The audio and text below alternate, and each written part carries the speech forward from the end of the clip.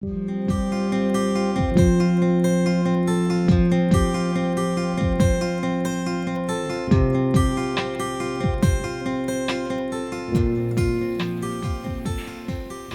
πρόγραμμα διακρατικής κινητικότητας Εράσμους δίνει την ευκαιρία στους φοιτητές και στις φοιτήτριες του Intercollege να κάνουν την πρακτική τους άσκηση σε κάποια άλλη ευρωπαϊκή χώρα, λαμβάνοντας μια προκαθορισμένη χορηγία από την Ευρωπαϊκή Ένωση.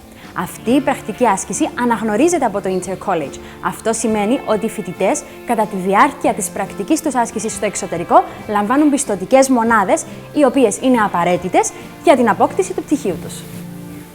Συνεργαζόμαστε με οργανισμούς και ιδρύματα σε διάφορες χώρες. Ηνωμένο Βασίλειο, Ελλάδα, Ισπανία, Ολλανδία, Φιλανδία, Γερμανία και Σουηδία. Χαίρετε.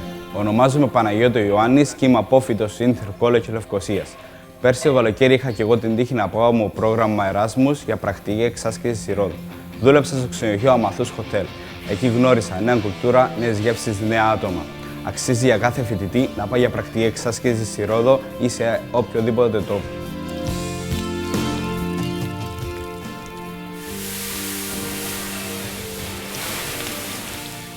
Ονομάζομαι Κυριάκος Χατζηγεωργίου. Είμαι φοιτητής των επιστηστικών τεχνών στο Intercollege. Πέρσι την πρακτική εξάσκηση την έκανα στην Ελλάδα, συγκεκριμένα στο Panorama Hotel στα Χανιά. Ήταν κάτι το ξεχωριστό. Η όλη ιδέα μου κέντρισε το ενδιαφέρον για να δηλώσω συμμετοχή. Το συνιστώ και στους υπόλοιπους φοιτητές που θέλουν να δοκιμάσουν κάτι το διαφορετικό εκτός Κύπρου. Γεια σας, το όνομα μου είναι Αντώνης Μέγιος και είμαι φοιτητής στο τμήμα επιστηστικών τεχνών στο Intercollege. Πέρσι έκανα την πρακτική μου εξάσκηση στο Panorama Hotel στην Κρήτη. Έχω γνωρίσει την κουλτούρα των ανθρώπων αλλά και γενικά του νησιού και συστήνω στους φοιτητές που θα ακολουθήσουν το συγκεκριμένο επάγγελμα να ακολουθήσουν την πρακτική τους εξάσκηση μέσω του Εράσμους.